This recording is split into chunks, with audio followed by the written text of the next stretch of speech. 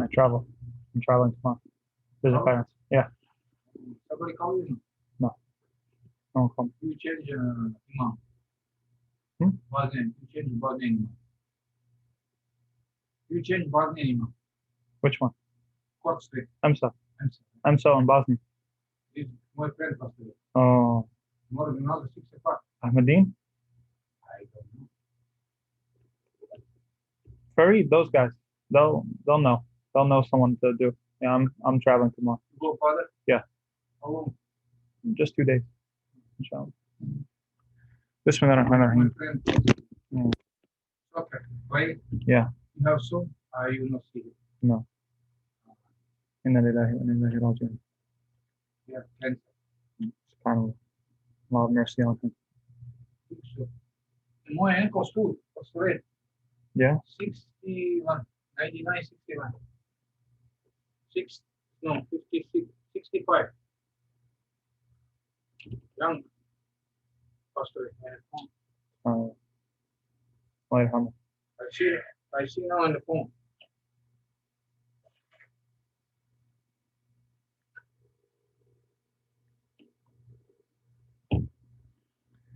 بسم الله الرحمن الرحيم الحمد لله رب العالمين والصلاة والسلام على أشرف الأنبياء والمرسلين نبينا وقدوتنا محمد عليه أفضل الصلاة وأزكى التسليم اللهم علمنا بما ينفعنا وانفعنا بما علمتنا وزدنا علما يا رب العالمين.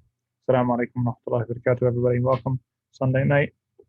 Dhariyah إلى مكارم الشريعة by Raghib Asfahani. How to reform the self, how to bring ourselves in line with the example that Allah subhanahu wa ta'ala wants us to be.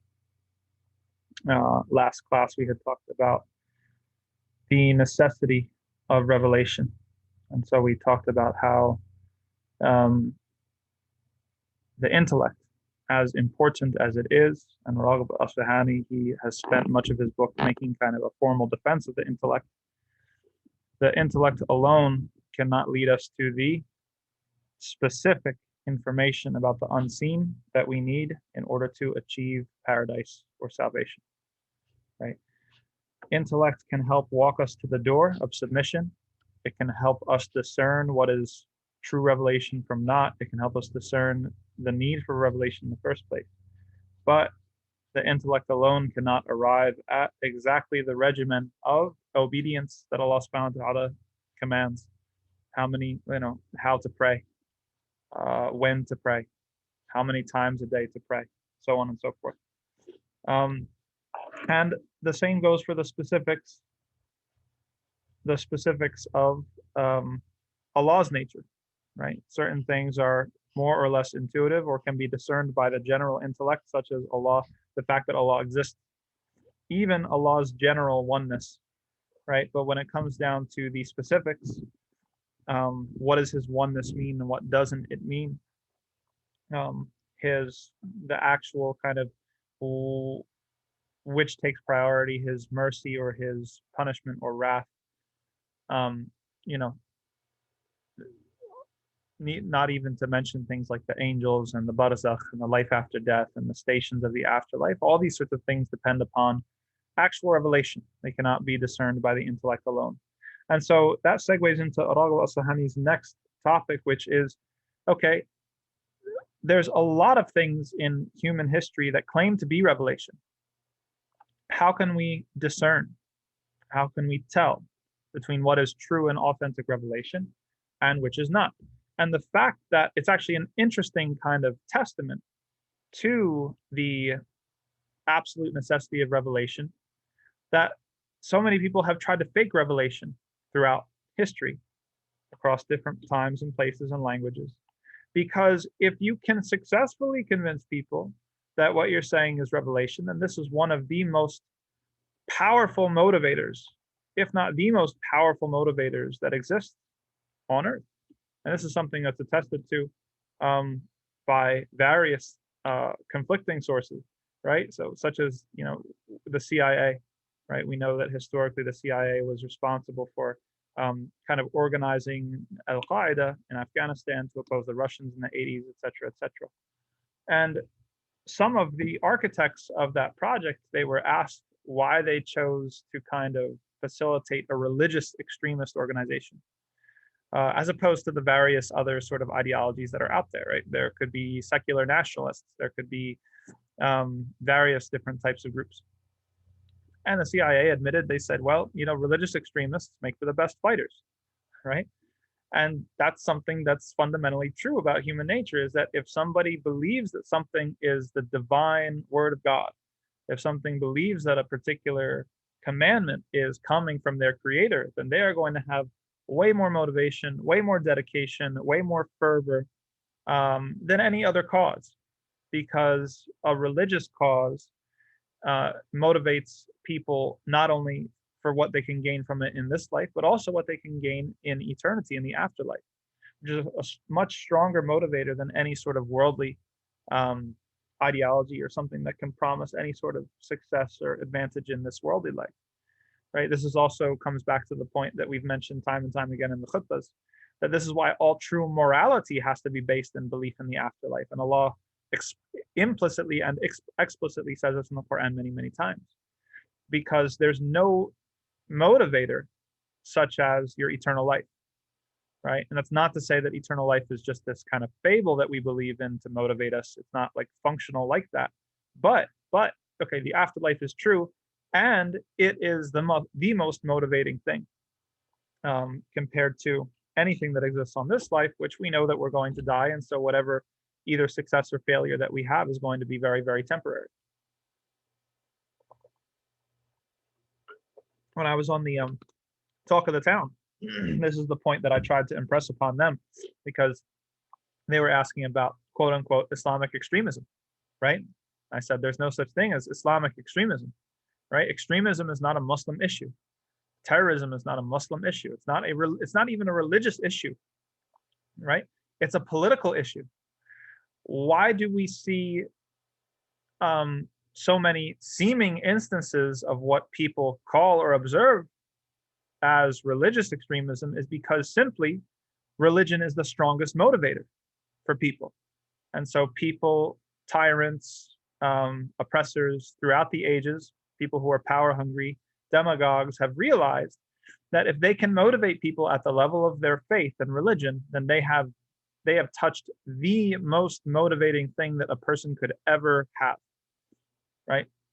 Which is why, which is basically what I said when I was on the radio show, that terrorism or extremism is a political issue and religion is the excuse, right? Religion is used as the legitimizing kind of force because of its power, because of how intimately and fundamentally it touches people. But that doesn't necessarily mean that this is some organic consequence of religious life or even religiosity at all. It just speaks to the centrality of religion in human life. And if there was something that motivated people more than religion and more than faith, then that would be what we saw as the thing that people were appealing to over and over and over again to try to motivate people to do all sorts of things. So the same sort of phenomenon exists with false revelation. People have claimed to be prophets. During the Prophet Muhammad's lifetime, there were false prophets claiming to be have their own Quran and claiming to be partners with the Prophet Muhammad and then conveniently asking him to, give them half of his temporal domain, right? And then as soon as the Prophet Muhammad died, there were all sorts of false prophets that sprung up in Arabia, and this was part of the Ridda wars that Abu Bakr fought. So false prophecy is something that is as much a historical fact as prophecy, right? And the existence of false prophecy doesn't entail that or necessitate that all revelation is false prophecy, right? Just like the existence of fabricated hadith does not necessitate that all hadith are unreliable, right? No, there is a process for authenticating. There's a process for discerning, determining what is authentic and what isn't, okay? So when it comes to hadith, we have an extremely rigorous, systematic way to discern which hadith are authentic and which are not. And this is something that no other religion has. If you look at Buddhism, if you look at Hinduism, if you look at Christianity, its various types, you look at any religion on earth, they do not have the type of criticism and skepticism and verification that we have when it comes to determining which hadith are actually statements and actions of the Prophet ﷺ and which aren't. And so Raghib Asfahani here, he wants to tell us, or he wants to talk about or discuss, how do we know which revelation is true in general? Okay, what are the signs? If there is false revelation and there is true revelation, how do we tell? How do we discern? He says that every prophet that is sent has two signs. And these signs, as he will discuss in a little bit, correspond to the types of people that are being addressed. So the first type of sign that each prophet, genuine prophet, is sent with are intellectual and logical signs, right? This type of symbol is aimed at the intelligentsia, right? The intellectual class. And he mentions a variety of sort of intellectual signs or signs for people who are of this more intellectual disposition that are supposed to be employed in order to determine what is true revelation from false revelation or true prophecy from false prophecy. One of them is the purity of the source, the purity of the messenger, right?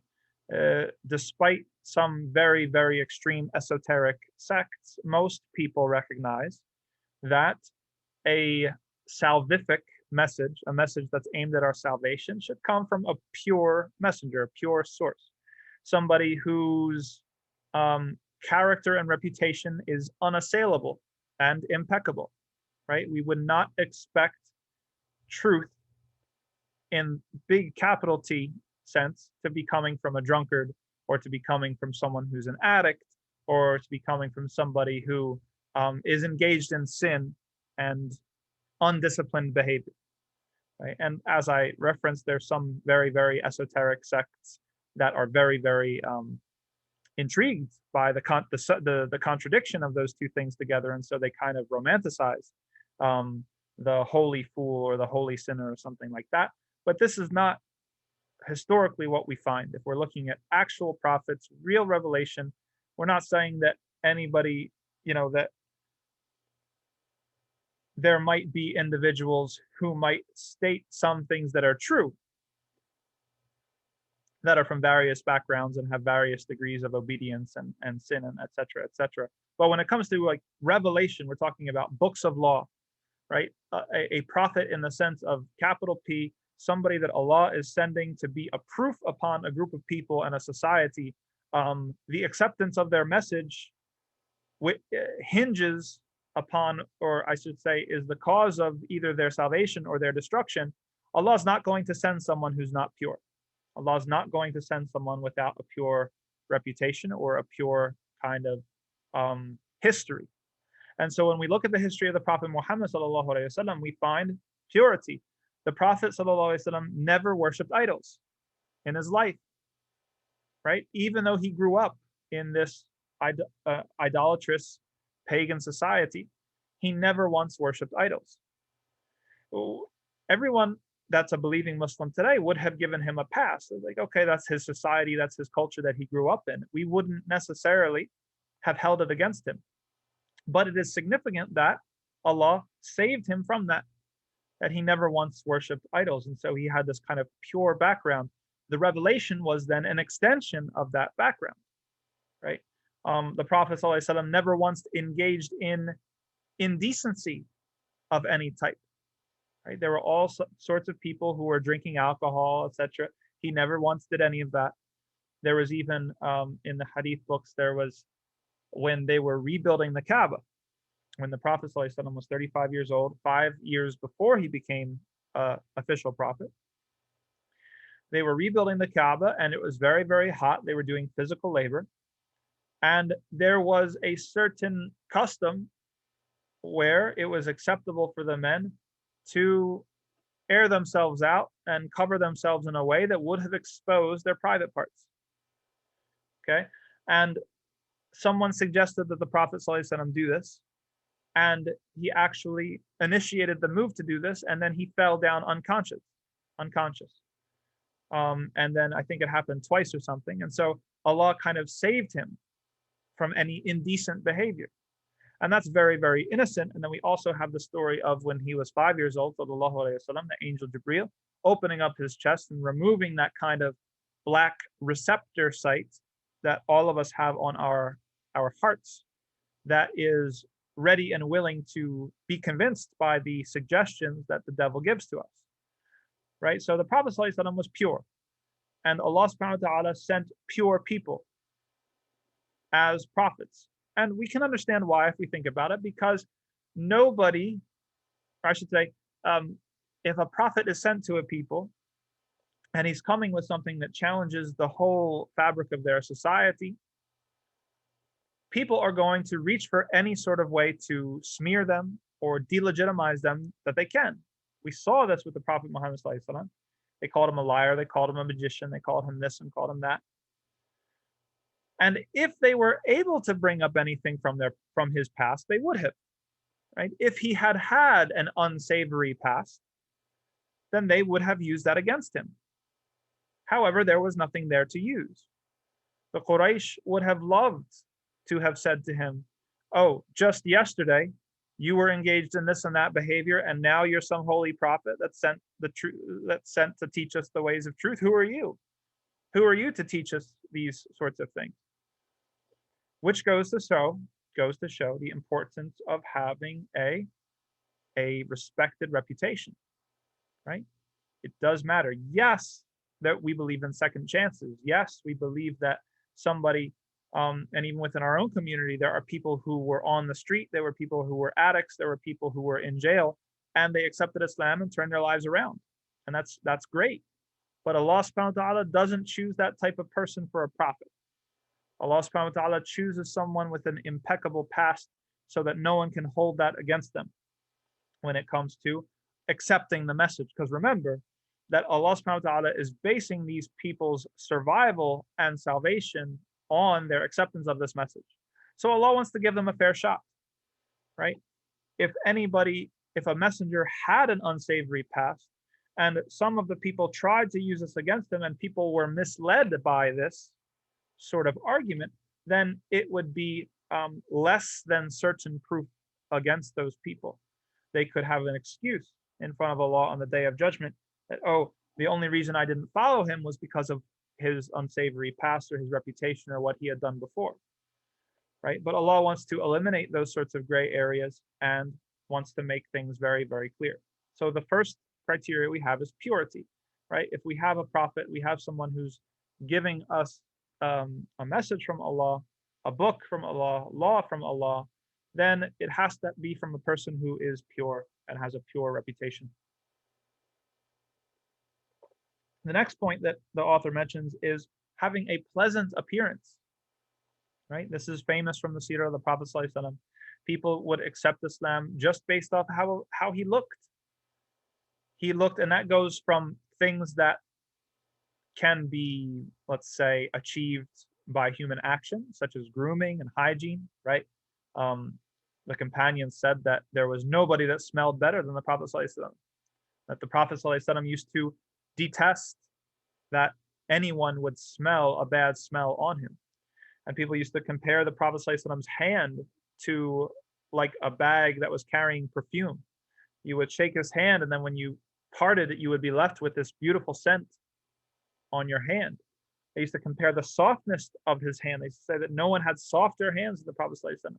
So it was kind of like this almost sensual experience, like to be around the Prophet ﷺ, not in the risque sense of the word, but in the literal sense of the word, that he left an impression, and he was the epitome of cleanliness and hygiene and pleasantness, everything that was pleasant. He always had good words to say. He always had a smiling face to meet people with, right? All of these sorts of, he used to oil his hair and comb his hair and part his hair, all these sorts of things that left good impressions. And so leaving a good impression, grooming ourselves, hygiene, and also our countenance, right? How we meet people with our smiles and our good nature, a nice little pat on the back and etc. These things go a long way. Allah subhanahu wa ta'ala never chose someone with a hideous appearance, right? And again, that's not knocking anyone who's hideous. Like we have people, there's people who were companions that were very, very ugly. They said it themselves, right? And they were even, some of them promised paradise, right? It has nothing to do with whether you're going to heaven or hell or whether you're, what's going to happen to you in the afterlife. But Allah is not going to let people have an excuse when it comes to his messengers and accepting the message. He's not going to give people any wiggle room. And so he's not going to send a messenger who is unpleasant, either in smell or in sight or in behavior or just looking at them or your interactions with them. And this is one of the biggest means of da'wah, right? A lot of people, and we've said this before, a lot of people are under the mistaken impression that da'wah means memorizing arguments and being able to debate and et cetera, et cetera, et cetera. The most important da'wah is your good example and your excellent character and your excellent appearance. People are naturally attracted to it. Their studies, their statistics, right? So to carry yourself in this way and to be visibly recognized as a Muslim, every single time that you do that, you're now furthering the Islamic cause. People see you, they like the sight of you, they see that you're a Muslim, they associate those pleasant emotions and impressions with Islam. And it's that simple. Our Sheikh Abdullah Shinkiti in Medina, he used to, this is something that I learned from him and I took because I like politics, I like current events and et cetera, et cetera. And so when I was younger and less experienced, I used to, sometimes say just anything that I knew about a certain place. If somebody comes up to you and you meet them for the first time and they're from Turkey, for example, a younger version of myself would have maybe like, oh, okay, what do you think about Erdogan, or what do you think about, this and that, this kind of like heavy sort of issue, all right? And this often would be kind of a source of consternation for people, right? Or people now you've thrown them into this conversation, they feel a little bit uncomfortable, they have to talk about something that's very kind of weighty and significant and heavy, and it might be a different opinion than you have, and you're kind of setting yourself up for some sort of difference. And this thing I learned from Sheikh Abdullah is that any time I was around him, and he used to get a lot of visitors from different countries throughout the Muslim world, he always said something positive about the place where someone was from. He always found some way to compliment where someone was from. And that, I noticed, went a long way when it came to softening people's hearts and increasing their love for the Sheikh and etc. I remember one time he was approached by a group of people from Iraq, and they had some questions for him. And he asked them where they were from, and they said Iraq. And he said, all of grammar is Iraqi, because the three schools of grammar, Basra, Kufa, and Baghdad, are all from Iraq. And so he would do that with everybody. Whoever came, no matter what part of the world you were from, he would find something to praise about the place where you were from. And that's something that goes a long way to making a good impression.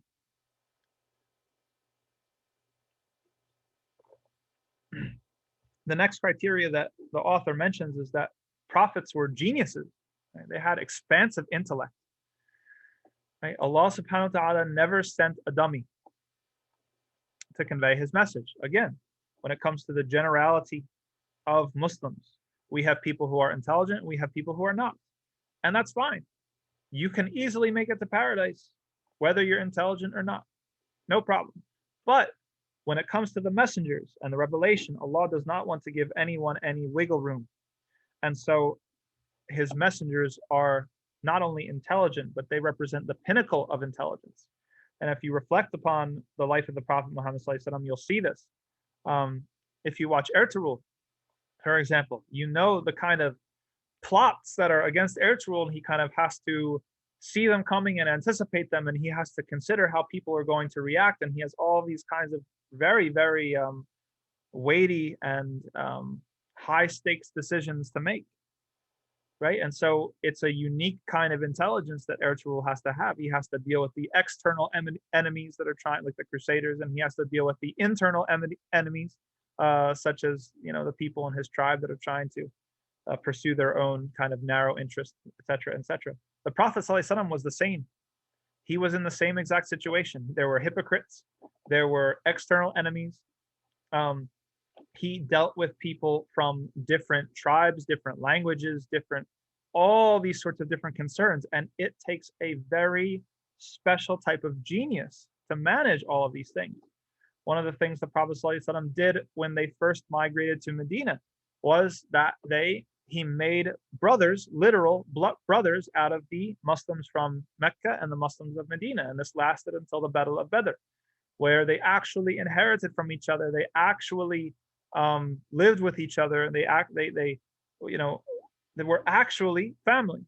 And this was one of the most radical and genius ways of breaking down the tribalism that was there. Because even though they spent this period of about 2 years together as literal brothers, later on, there were occasionally flare-ups, and the hypocrites would attempt to exacerbate and exploit these sorts of tribalistic sentiments, where they were inflamed, and people would be kind of tempted to fall back within their tribalistic way of seeing things. The Prophet ﷺ was always trying to bring them back to that brotherhood of Muslims. So to do what he did was a stroke of genius. The Prophet ﷺ used to speak in everyone's dialect, right? Which might not sound very remarkable to you, but Arabia, the Arabian Peninsula at the time of the Prophet ﷺ, was a very linguistically diverse place. Okay, it wasn't all just Arabic, right? The classical Arabic is the Qurayshi dialect of Arabic, and there were many, many other dialects of Arabic throughout the Arabian Peninsula of various degrees of mutual intelligibility, such that there was some people who would come from way out east by Iran, and they would come and listen to the Prophet ﷺ speak, or even make dua, or even recite Quran, and they would have no idea what he said. One of the hadith, when the man said, "Amma yudandin," he's like, "What are you going on and on about? Like, what are you kind of like jabbering about?" He couldn't understand. He had no idea what he was saying, and the Prophet ﷺ had to explain it to him. The Prophet ﷺ used to speak to people in their dialects, right? Somebody came to them, and this is something, again, going back to the idea of complimenting where a person is from, where you're putting someone at ease, right? You're trying to step out of your shoes and into somebody else's shoes and do what you can to make someone else feel at ease. This is a beautiful characteristic and practice to have. But it also takes a certain amount of genius. And the Prophet ﷺ had this type of genius where not only social genius in order to manage all these sorts of different dialects, but to know that that much information or that much about these different languages and dialects takes a certain special gift. And the Prophet ﷺ, along with, again, the kind of social genius that he had to manage who he sent to different areas in order to communicate different messages, right? He knew that he was dealing with very tribalistic people. And so he couldn't just send anybody. He couldn't send a member of one tribe to a member of a different tribe. It might have sparked a war.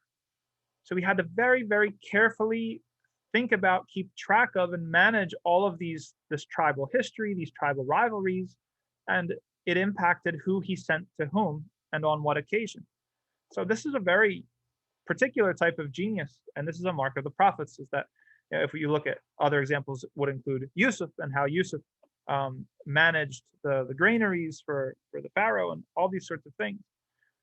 We have the prophets, all of them, the prophets have genius. They're extremely intelligent people. And Allah subhanahu wa ta'ala chose them like that for a purpose.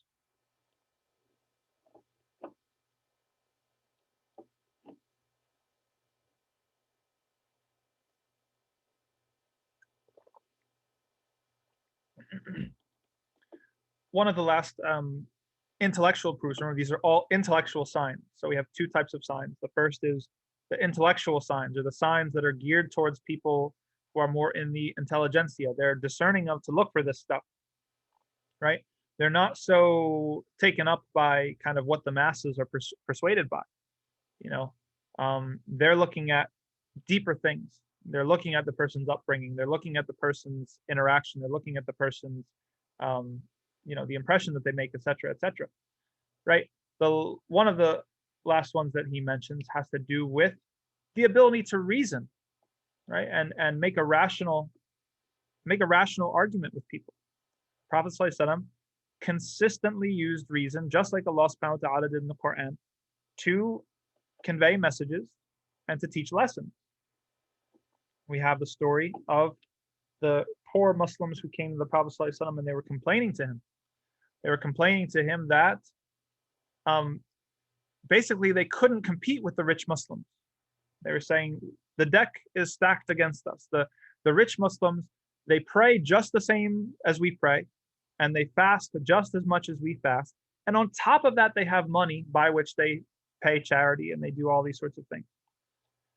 And so what are we going to do? How can we possibly compete with them? And the Prophet ﷺ, he reasoned with them. He gave them and said, listen, he expanded their idea of what charity could be. And tellingly, when it came to one of the last things that he said, and fi bud'i ahadikum sadaqah. He said that in your conjugal relations with your spouse, there is also charity. And the companions were shocked. They're like, wait a second, are you trying to tell us that we get kind of aroused and we can be rewarded for this? And the Prophet ﷺ used rational argument in order to drive home the point. He said, well, consider this. If you were to satisfy these desires or urges outside of wedlock, would it be sinful? I said, yes. He said, okay, then by the same token, if you satisfy these urges within the context of wedlock, then they are worship and charity. And so he used analogies, he used examples, and et cetera, in order to communicate with people and convince them rationally. There was one example where there was a companion who had a child born to him, and the child was exceedingly dark-skinned. And this caused a lot of concern for this person, not because they cared about the color of the skin, but because they were not dark-skinned and neither was their wife. And people, just like now, they talked, they gossiped. And so there were people that were talking about him, and perhaps there was some infidelity or something like this going on. And so he was worried and he was saddened by this. And so he came to the Prophet ﷺ and asked his advice or what to do. And the Prophet ﷺ, he said, look, do you have camels? Do you have livestock? And he's like, yeah. He's like, I do. He's like, okay, are they all the same color? And he said, no, they're not. It's like, have you ever had one that just comes out a color that's different than the rest? He's like, yeah, that happens. That happens from time to time. He said, why does that happen? He said, well, basically it's probably something in its genes that's kind of just like a recessive gene that's hiding out, and then it manifests at some point. And then the Prophet ﷺ said, okay, well, this is that scenario. It happens with us too. There are these kind of recessive genes that are hiding somewhere, along the line in your lineage. There is someone with this skin tone, and that's all it is. And so the Prophet ﷺ, he reasoned with people. He approached people in a way that they could understand. He talked to people at their level, and he convinced them. And this is one of the intellectual signs that all prophets are gifted with. A last example from the Prophet ﷺ, many people would ask him, when's the day of judgment going to be? Right? That's what everybody wants to know, so that we can kind of procrastinate and know when to start studying, right? When to start preparing. And the Prophet ﷺ, one time, he was approached by a man and his son. And the old man, he said to him, when is the hour going to be? And he said, do you see your son? He said, yeah. He said, by the time your son is your age, you will already have reached your time. Your hour will have already come. And so, again, the genius of the Prophet ﷺ, and this is true for all the prophets, where they use reason and rationale, they use examples and analogies in order to reach the people, communicate to them, and convince them about either the generality of submitting to the revelation or the specifics of the revelation. So that's the one type of sign, right, that's aimed at the intellectual class. The other type of sign, which is aimed at the generality of people, or the masses, you could say, is the empirical signs, right? Like, so the empirical signs, the things that you can see, touch, taste, smell, all these sorts of things. This is your bread and butter, your miracles, right? What most people, and we know if we think about back home and how most people are, the generality of people, most people are really, really moved by miracles more so than they are about the finer intellectual points, right? We see it on our WhatsApp groups and our Facebook pages where we have, what are the things that get forwarded the most times? They're like, we find a watermelon and it has the name of Allah written on the side of it, right? Like these are the things that really, really make the rounds on social media and not necessarily these kind of finer intellectual points. Why? Because most people, they're not at that level with their intellects where they're looking for these sorts of intellectual signs. They're looking for the empirical miracles. They're looking for the things that they can actually see and witness and say, look, this is a sign, this is a sign from Allah. And the Prophet Muhammad had many of these too, right? The splitting of the moon, which is one of the most famous ones, where everybody goes down prostrating. We have Al-Isra wal-Mi'raj, we have the night journey, right? And the Prophet ﷺ was able to describe the caravan that he flew over, which had not yet arrived to Mecca. And we have the predictions that came true, such as when Allah subhanahu wa ta'ala said in Surah Al-Rum that even though the Romans or the Byzantine Empire, they were really on the ropes and they looked like their defeat was imminent. They completely turned the tide within 10 years and pushed the Persian Empire, the Sasanian Empire back. This is something that Allah subhanahu wa ta'ala predicted in Surah Al-Rum. It hadn't happened yet. Right? And all the other sorts of things that the Prophet Muhammad predicted, these are all miracles. How could he have known? He could not have known. Obviously, the Quran. The Quran is a linguistic miracle and also a miracle in its composition, and also it's a miracle in its preservation, and also a miracle in the time period and the circumstances under which it was revealed, right? And so, whereas we have Arabic poetry before the Quran and very, very kind of strict rules and strict metric systems or metric patterns and patterns of rhyme, and the Quran broke all of those in very interesting ways. It's not really something that you get a sense of unless you get further on in your study of Arabic.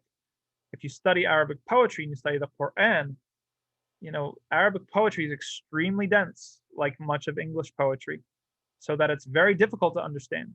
It takes a lot of unpacking, right? And within one line of poetry might be 10 lines of prose, right? Well, the Quran is miraculous in its ability to keep schemes of rhyme and also schemes of meter, but be completely lucid and have a space to it that poetry does not have, right? And be clearly understood at first listen, as opposed to poetry, which is very, very difficult to understand.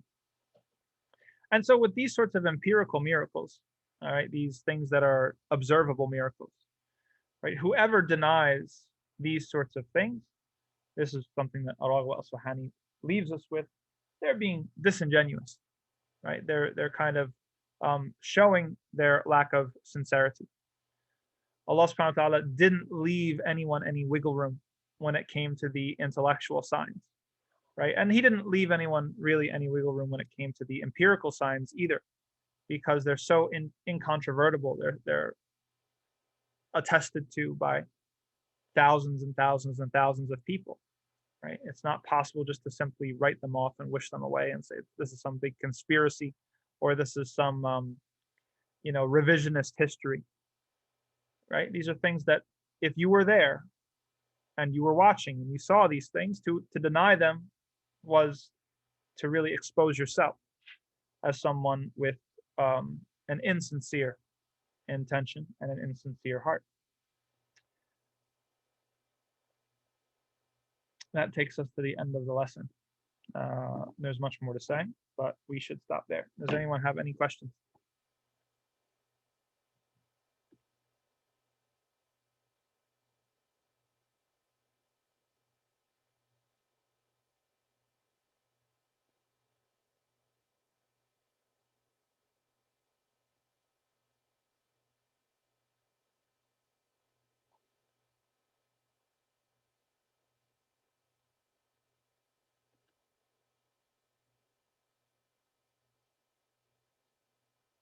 آمين وإياكم.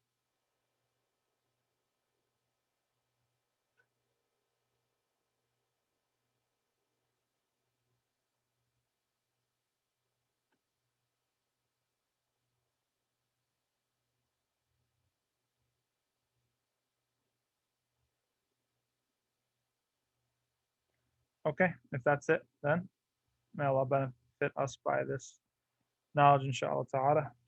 And I'll see you next time. Assalamu alaikum wa rahmatullah.